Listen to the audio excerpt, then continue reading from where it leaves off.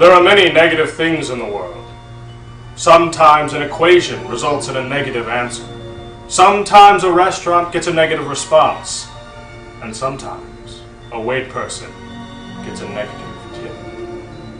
This is the story of one such waitress. One who had been pushed too far, trodden on too many times, and had to deal with too many refills. And sometimes the thing that pushes you over the edge is the thing that you never got. That's the story that we wanted to tell. But we soon found out that the truth was so gruesome, so terrible, so macabre, that to tell you anything less would not be doing justice to the horrors of the real world.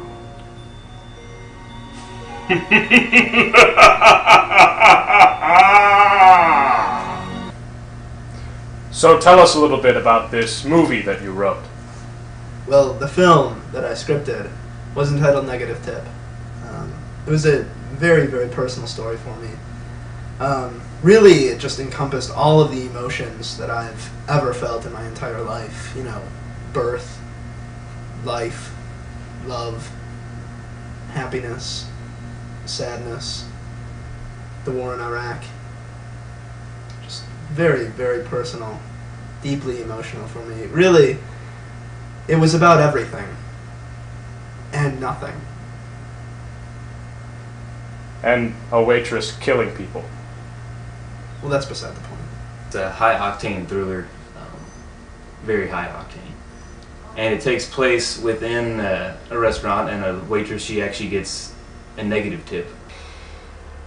She has this meat cleaver with her, you right? know, like one of the meat cleavers, like, right, the meat. And she finds herself like at their door, and then like inside their house, and then she's standing over the first guy. She gets a negative tip, and essentially she becomes very angry. And then the next thing she knows, she's got like blood all over her. Right. She kills him.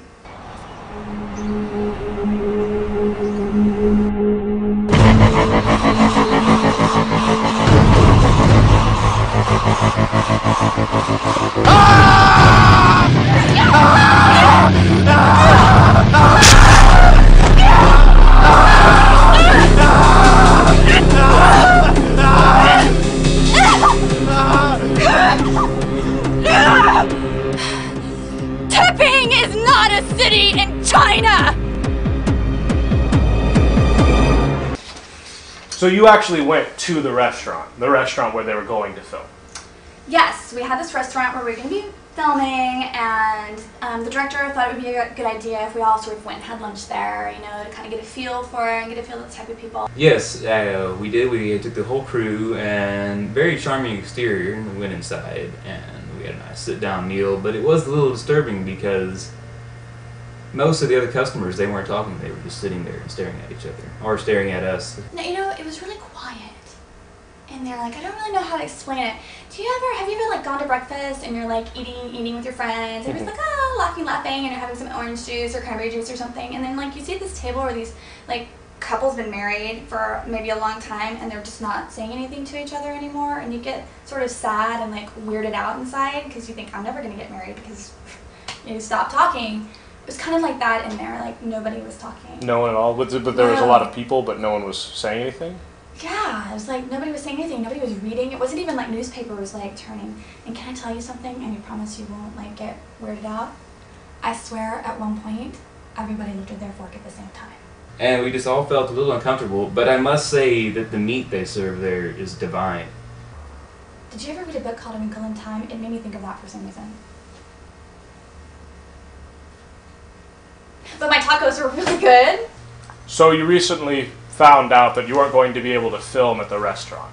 Yeah, actually I got called in the middle of the night, I think it was a Tuesday night, and the manager of the restaurant just told me flat out, we can't use you. You can't use our restaurant. I can imagine that would be very bad. As a producer, you have all of the sponsors to worry about. They've already given you their money for the product. Oh, it was devastating.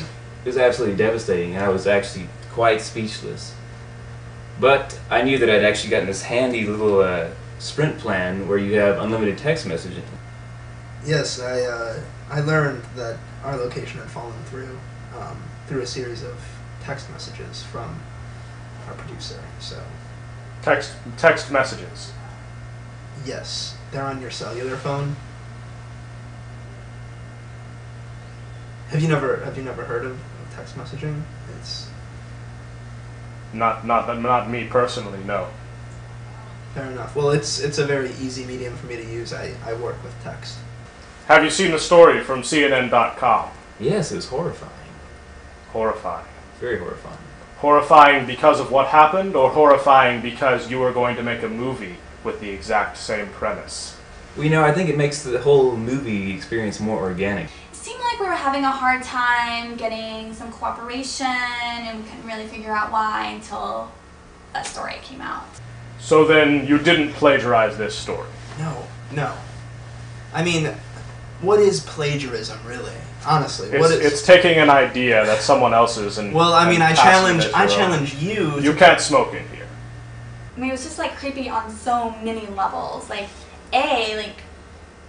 this movie was written like after the fact and after the event, and he had no idea that stuff had happened, but like somehow maybe he did. Well, I challenge you to come up with a work that isn't plagiarized.